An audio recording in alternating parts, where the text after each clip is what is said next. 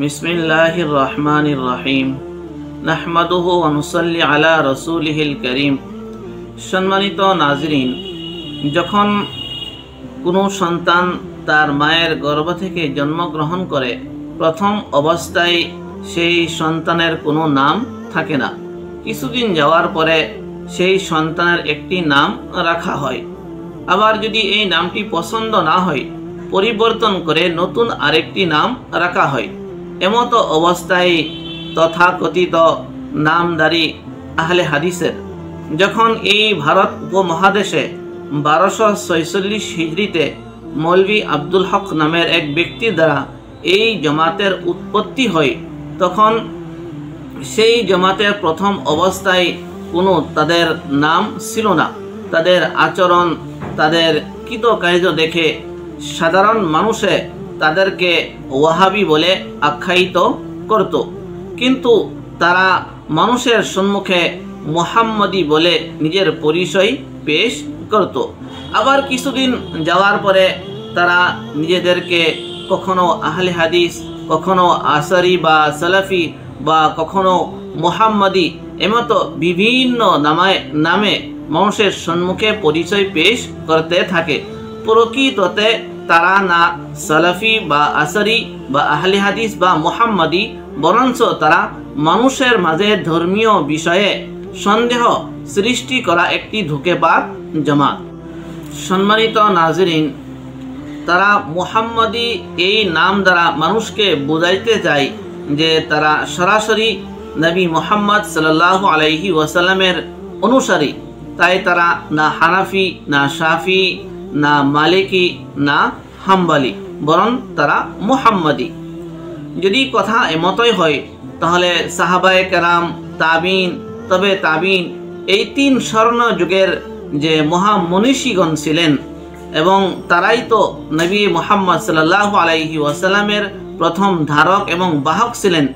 ওনারা নিজেদের জন্য এই নামকে কেন পছন্দ করেননি?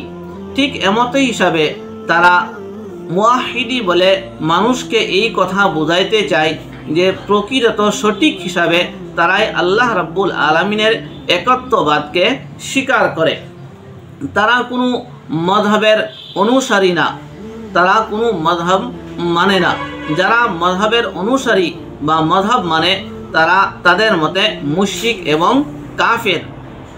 সম্মানিত নাজরিন, কথা যদি এমতই হয়, তাহলে ইমাম বুখারী, ইমাম মুসলিম, ইমাম তিরমিজি, ইমাম আবু দাউদ, মুহাদ্দিসিনে কিরাম, মুতাকাল্লিমিন, ওনারাও তো মযহব মানতেন। তারা কি মুওয়াহিদ ছিলেন না? তারা কি কাফির এবং মুশরিক ছিলেন? আল ইয়াজ বিল্লাহ। ঠিক এমত হিসাবে তারা আসারি বা সালাফি বলে মানুষের সম্মুখে এই কথা প্রকাশ করতে চায় যে 3 স্বর্ণযুগ অর্থাৎ সাহাবায়ে কেরাম, তাবিন, তবে তাবিন, তাদের পরিপূর্ণ অনুসারী তারাই। প্রশ্ন হয়, যদি কথা এমত হয়, তাহলে যে এই 3 স্বর্ণ যুগের পরে যে মহামনীষী সকল অতিবাহিত হয়েছেন, যেমত মুহাদ্দিসিনে কেরাম আছেন, মুতাকাল্লিমিন হযরত আছেন, তারা কি তাদের অনুসারী ছিলেন না? যদি তারাও মুহাদ্দিসিনে কেরাম এবং মুতাকাল্লিমিন হযরত তারাও তাদের অনুসরণ করত, তাহলে তারা নিজেদের জন্য এই নামকে কেন পছন্দ করেননি? তাদের আরেকটি বিচিত্র নাম হলো যে আহলে হাদিস। আহলে হাদিস নামটাই তাদের জন্য আপত্তিকর বিষয়, কারণ নবী করিম সাল্লাল্লাহু আলাইহি ওয়াসাল্লামের তরফ থেকে কোনো রিবায়াতে এই কথা নির্দেশ নাই যে তোমরা হাদিসের অনুসরণ করো, বরঞ্চ এই কথা বলা হয়েছে যে তোমরা সুন্নতের অনুসরণ করো। আল্লাহ রসুল সাল্লাল্লাহু আলাইহি ওয়াসাল্লাম থেকে বর্ণিত রয়েছে, আলাইকুম বিসুন্নতি ওয়া সুন্নাতিল খুলাফাইর রাশিদিন। এমতো হাদিস দ্বারা উম্মতকে সম্বোধন করে নবী করিম সাল্লাল্লাহু আলাইহি ওয়াসাল্লাম বলেছেন যে তোমরা সুন্নতের অনুসরণ করো। দ্বিতীয়তে, আহলে হাদিস নামটি তো ইংরেজদের তরফ থেকে দেওয়া তাদের জন্য একটি গিফট এবং হাদিয়া স্বরূপ।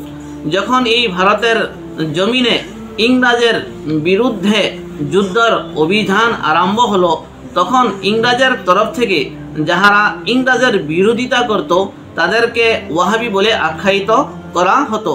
তখন তারা ইংরেজের হুকুমতের কাছে আবেদন তাদের তরফ থেকে করা হলো যে আমরা তো ইংরেজ প্রেমিক, আমরা সরকার প্রেমিক, আমরা সর্বদা সরকারের ভালাই চাই, সেই জন্য আমাদের তরফ থেকে সরকারের কাছে আবেদন যে আমাদের নাম আহলে হাদিস মঞ্জুর করা হোক। এই দরখাস্ত দেওয়ার পরে তাদের নাম আহলে হাদিস হিসাবে মঞ্জুর করা হয়।